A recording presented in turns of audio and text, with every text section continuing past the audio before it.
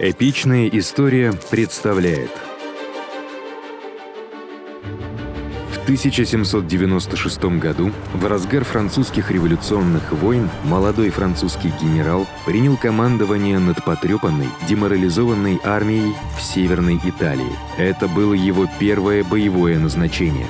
Многие ожидали, что он потерпит неудачу, но уже через месяц он блестяще провел свою первую кампанию. С поразительной уверенностью в себе, смелостью и энергией он вел свою армию к победе за победой, изменив ход войны в Европе, заслужив похвалу восхищенной республики и создав легенду. Это история первой кампании Наполеона Бонапарта и расцвета новой эпохи.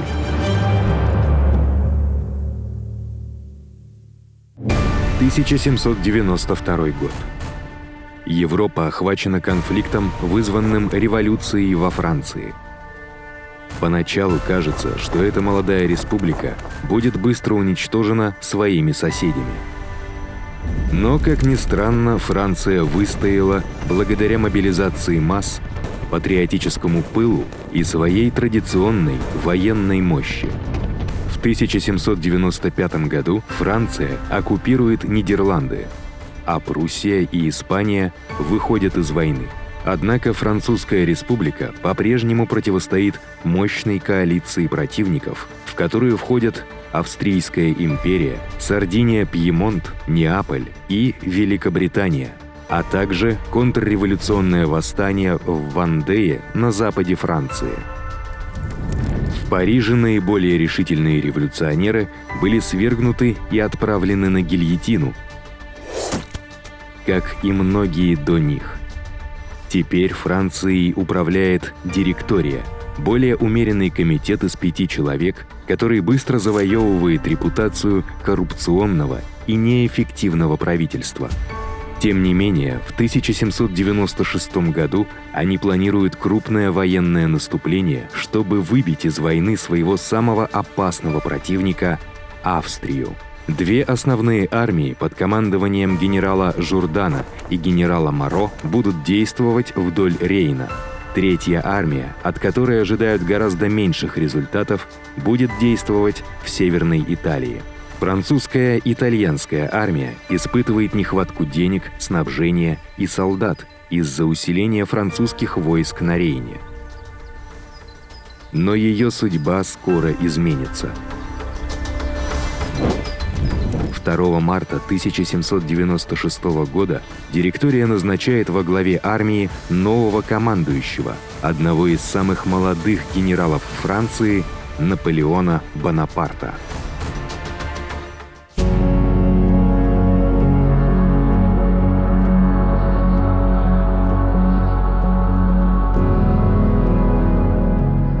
«25 марта Наполеон прибывает в штаб итальянской армии в Ницце.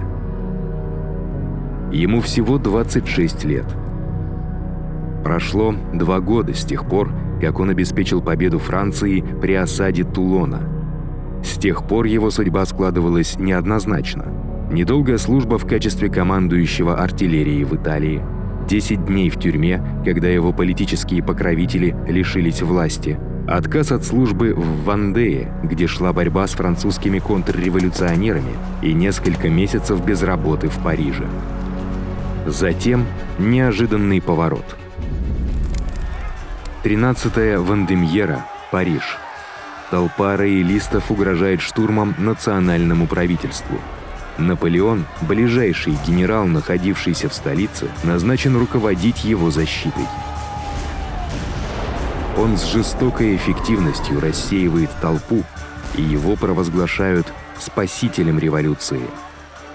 Директория производит Наполеона в чин дивизионного генерала и поручает ему командование итальянской армией.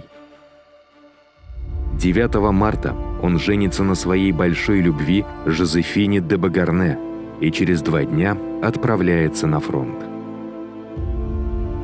В составе итальянской армии есть французские генералы, претендующие на командование больше, чем Наполеон. Серюрье, профессиональный военный, впервые участвовавший в Семилетней войне за 10 лет до рождения Наполеона.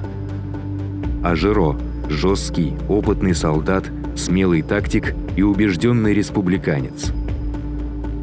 И Массена, поднявшийся из рядовых, бесстрашный, неутомимый, герой битвы при Лоано с австрийцами годом ранее. Все трое впоследствии станут маршалами наполеоновской армии.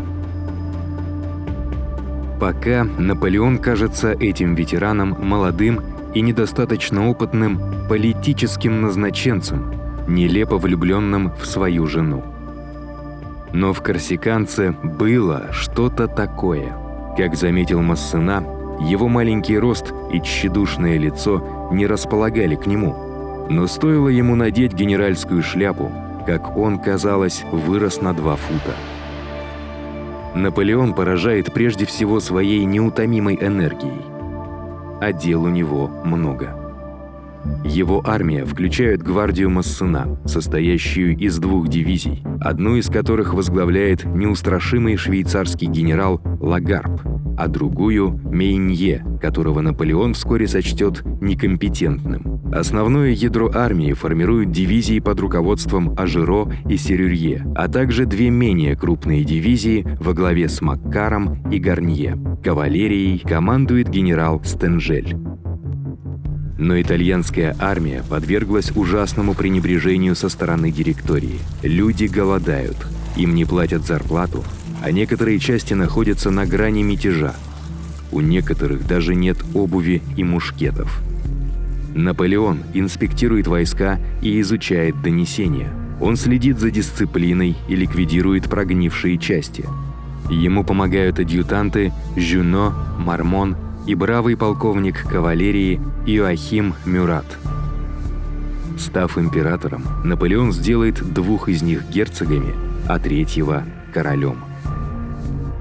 Самый ценный помощник – новый начальник штаба генерал Бертье, который помогает ему реорганизовать систему снабжения армии, провести ревизию на юге Франции в поисках продовольствия, транспорта и фуража. Ситуация начинает улучшаться. Но Наполеон знает, что действительно оживит его потрепанные дивизии. Победа в бою и обещание грабежа.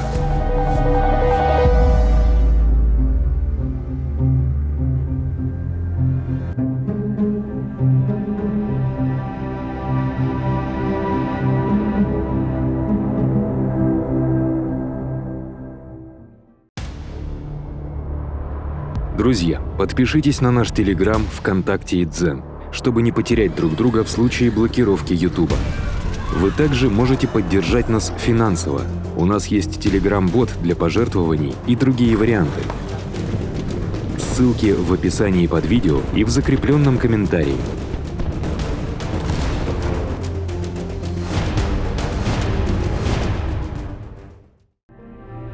Наполеон в течение 2 лет изучал обстановку в Северной Италии и историю прошлых войн в этом регионе. Он разработал четкие планы ведения кампании. Теперь ему предстоит воплотить их в жизнь. Наполеон, имея 38 тысяч солдат, превосходит по численности пьемонтцев и австрийцев. Но если они объединятся, он окажется в меньшинстве. Поэтому он должен предотвратить это любой ценой. Его стратегия отражает то, что позднее будет называться наполеоновским военным мастерством. Смелое, стремительное наступление, но не на предполагаемую цель – Геную, а на Дего. Там он займет стратегическую позицию, разделив противников. Он знает, что в случае угрозы пьемонтцы отступят к своей столице Турину, австрийцы – к Милану. Разделив врагов, не имея возможности поддержать друг друга, он сможет нанести каждому из них решающее поражение. Реализации плана Наполеона будет способствовать шаткость Австро-Пьемонтского альянса. После многолетнего соперничества они относятся друг к другу с глубоким недоверием. Новый австрийский командующий, генерал Бальё, опытен и в свое время считался весьма энергичным, но сейчас ему уже 70 лет, и он не знает Италии. Он уверен, что французы нападут на Геную, порт, используемый англичанами для снабжения союзников по коалиции. Он настолько убежден, что отвергает планы пьемонтцев о тесном сотрудничестве. Их войска остаются разбросанными по горным перевалам в рамках общей обороны от вторжения. 4 апреля Наполеон перебрасывает свой штаб в Альбенгу, готовясь к наступлению. Но Бальё наносит удар первым. 10 апреля австрийские войска захватывают Вольтри, чтобы сорвать ожидаемую французскую атаку на Геную. Малочисленный французский гарнизон отступает, чтобы присоединиться к авангарду Массена у Савоны. Но зацикленность Бальё на Генуе играет на руку Наполеону. Дего, ключевой узел, связывающий пьемонтскую и австрийскую армии, защищается лишь 8000 солдатами из корпуса Аржанта. Из-за гористого рельефа местности Бальё сможет отправиться на помощь Аржанта только через Акви, более чем в 32 километрах к северу. Более того, Аржанта получил приказ занять французские позиции у Монтенотте, чтобы отвлечь внимание от атаки на Вольтри. Но французы мужественно держатся. Особенно отличился капрал Руаш, который подставился под вражеский огонь, чтобы обстрелять противника. Его командир, полковник Рампон, говорит своим бойцам: «Здесь мы должны победить или умереть». Этот момент быстро вошел в военный фольклор Франции. Это идеальная ситуация для Наполеона. Внимание противника сосредоточено на Вольтри, а корпус Аржанта оказался беззащитным. Он не теряет времени, отправляет дивизию Лагарпа на подмогу войскам Рампона, а Массена совершает тяжелый ночной марш по крутым оврагам под дождем и в тумане, чтобы охватить правый фланг Аржанта. К рассвету австрийцы оказываются в меньшинстве, окружены с флангов и подвергаются сильным атакам. Они в беспорядке отступают. Наполеон приказывает Массена двигаться на Дего, а сам переключает свое внимание на пьемонтцев. Однако продвижение Ажеро у Кассерии теряет свой темп. Старый замок удерживается пьемонтскими и хорватскими гренадерами. Французы проводят лобовые атаки под изнуряющим огнем и несут многочисленные потери. Когда полковник 18-й полубригады погибает, командование принимает 26-летний Луи Габриэль Суше. «Я никогда не видел такого огня», — писал Мармон, адъютант Наполеона. Несмотря на отчаянное сопротивление, численно уступающий гарнизон сдается на следующий день. Поскольку дивизия Серюрье также наступает с юга, у пьемонтского командующего генерала Колли не остается другого выбора, кроме как оставить позиции у Монтедземола. В тот же день под бдительным присмотром Наполеона Массена берет Дего. Пока дивизия Лагарпа движется на подкрепление Ажеро, оставшиеся в Дего голодные французские войска занимаются грабежом и мародерством. Никто не замечает полковника Вукасовича, сильного хорватского командира, приближающегося с 3000 подкреплений. Он атакует на рассвете, разбивает французов и с легкостью захватывает Дего. Для того, чтобы выбить Вукасовича из Дего, необходимо отозвать дивизию Лагарпа и провести еще один день тяжелых боев. Особой похвалы генерала Бонапарта заслужила штыковая атака под командованием 27-летнего полковника Ланна. За 4 дня Наполеон одержал 3 победы. Марши и сражения были изнурительными, но он достиг своей первой цели. Австрийцы перегруппировываются у Акви и вскоре отступают к Алессандрии. Они не могут оказать никакой поддержки пьемонтцам.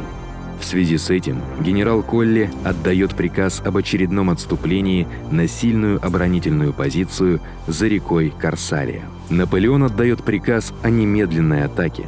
Дивизия Ажеро справа, Серюрье слева, а Массена поддерживает наступление. Но французы под сильным огнем с трудом переправляются через разлившуюся реку с крутыми берегами.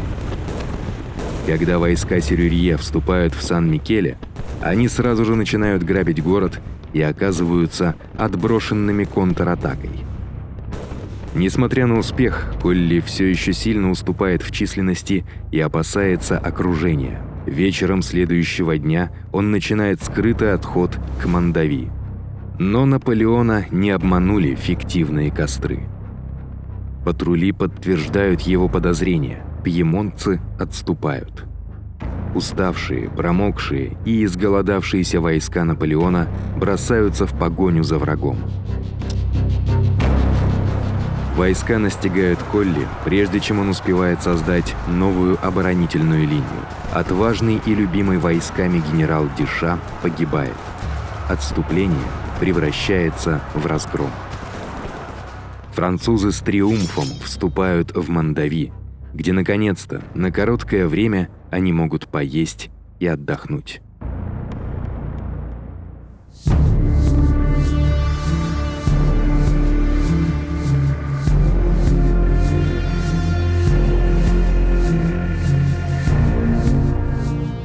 Генерал Колли, разбитый и деморализованный, просит о перемирии. Наполеон отклоняет просьбу, поскольку его войска спускаются с гор на плодородную равнину Пьемонта. Исхудавшие и голодные французские солдаты начинают разграблять итальянские поселения. Бригадный генерал Жубер выражает разочарование поведением своих подчиненных. Все было бы очень хорошо, если бы солдаты не бросились грабить. Не проходит и дня без того, чтобы не был расстрелян какой-нибудь мародер. Но даже строгость наказания не останавливает эту порочную практику. Местные жители берут в руки оружие. Наполеон осуждает подобное поведение, но его приказы носят ограниченный характер, особенно учитывая, что все знают генералов Массена и Ажеро как выдающихся нарушителей дисциплины. 25 апреля французские войска вошли в Кераско, расположенный в 50 километрах к югу от столицы Пьемонта Турина. Тем временем генерал Бальо наконец-то выступает на помощь Пьемонту. Но он опоздал на неделю. Узнав о том, что Пьемонт начал переговоры с противником, он с негодованием отводит свои войска, планируя занять новые позиции вдоль реки По. По пути австрийские войска присоединяются к грабежу пьемонтских деревень. Виктор Амадей III, король Сардинии и Пьемонта, не видит иного выхода, кроме как принять условия мира, выдвинутые Бонапартом. Пьемонт должен отдать стратегически важные крепости Кунео, Алессандрию и Тартону, оставив страну практически беззащитной. Окончательный вариант мирного договора, подписанный через 3 недели в Париже, предусматривает передачу Ниццы и Савойи Франции и предоставление французским войскам свободного прохода. Наполеон завершил 4-летнюю войну с Пьемонтом менее чем за 3 недели.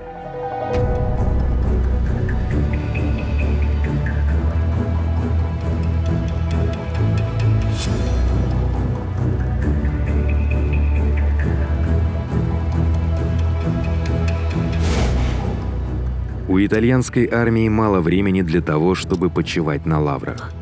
Через 4 дня, получив 7000 человек подкрепления и свежие припасы, она снова в движении.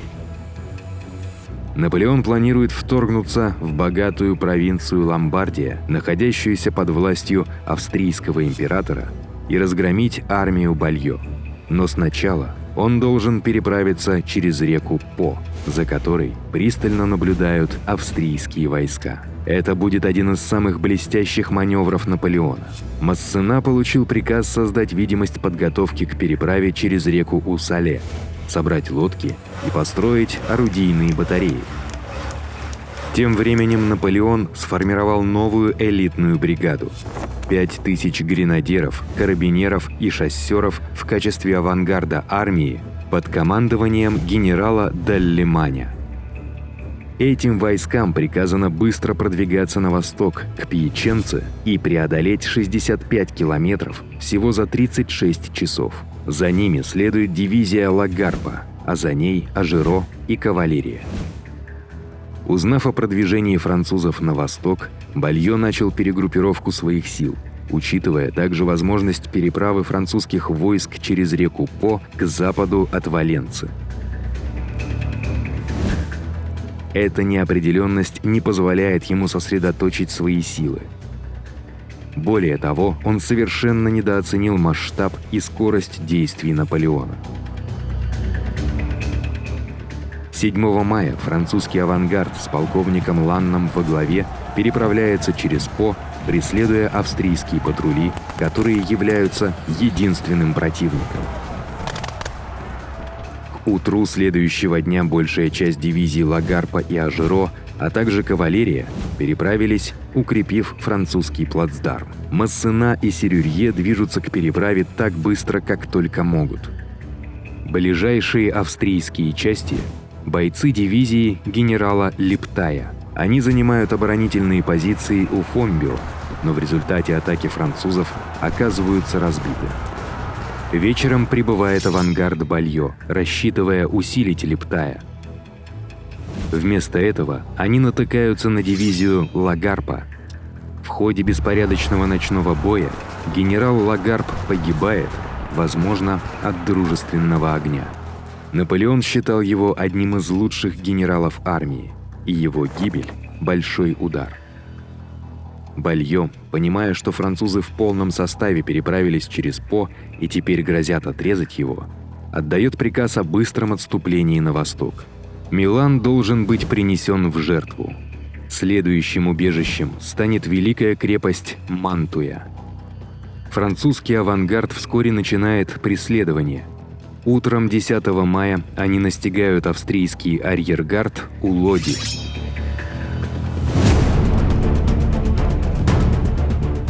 Французские войска гонятся за австрийцами через весь город и добираются до 180-метрового моста через реку Адда. Но когда они пытаются пройти дальше, то обнаруживают, что мост обстреливается из 14 орудий. Дальний конец моста удерживают 3 батальона хорватской пехоты. За ними в резерве находятся еще несколько батальонов и эскадронов кавалерии. Всего около 6500 человек. Вскоре прибывает Наполеон и устанавливает пушки на берегу для обстрела австрийцев. Артиллерийская дуэль длится почти всю вторую половину дня. Наполеон отправляет кавалерийскую бригаду Бамона вверх по течению в поисках брода, чтобы переправиться через реку и обойти австрийскую оборону с фланга. Но он начинает терять терпение. С юга подошла дивизия Массена, доведя численность армии до 15 тысяч человек и 30 орудий. Наполеон обращается к пехоте, подбадривая ее, побуждая осмелиться взять мост, и отдает приказ двигаться вперед. Под крики «Да здравствует республика!» закаленный 2-й батальон карабинеров идет в атаку. Они попадают под шквальный огонь австрийских орудий. Но под предводительством Наполеона, Бертье, Массена, Ланна и других французская пехота прорывается через мост. Перед лицом этого неодолимого натиска австрийская передовая линия рушится, а французская кавалерия, переправившись через реку на севере, начинает организованное движение в сторону австрийского арьергарда.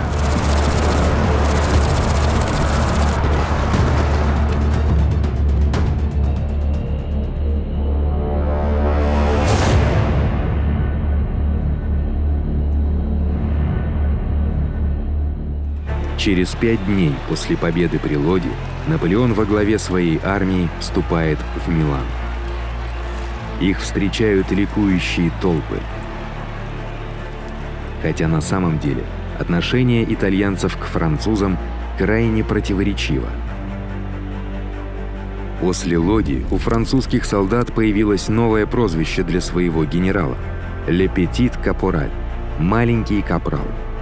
Это уважительное прозвище, поскольку он не боится запачкать руки, даже сам наводит орудие. Работа артиллерийского капрала. Всего за месяц Наполеон превратил уставшую от войны, растрепанную и деморализованную армию в победоносную боевую силу, преисполненную чувства собственного достоинства и жаждущую новых завоеваний.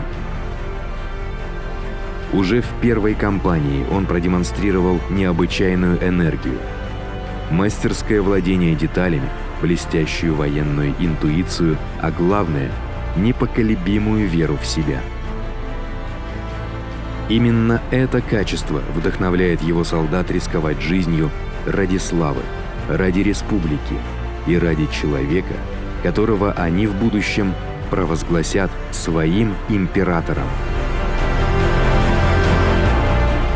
Спасибо за просмотр. Если вам понравилось это видео, пожалуйста, подпишитесь на наш канал, поставьте лайк и обязательно поделитесь им со своими друзьями.